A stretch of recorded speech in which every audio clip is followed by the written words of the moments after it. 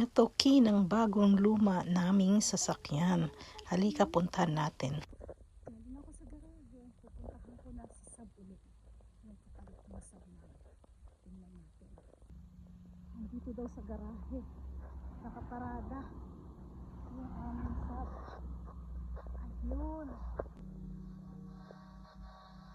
Yun, umilaw siya. Siya yung Sab namin bago.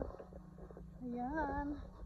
Bagong luma na sasakyan. Kita nyo? Yan yung aming bagong luma na sasakyan. Ayan siya. Oo. At ayun ang aking lumang Sab na pinangahuyan na nila. Kawawa naman siya.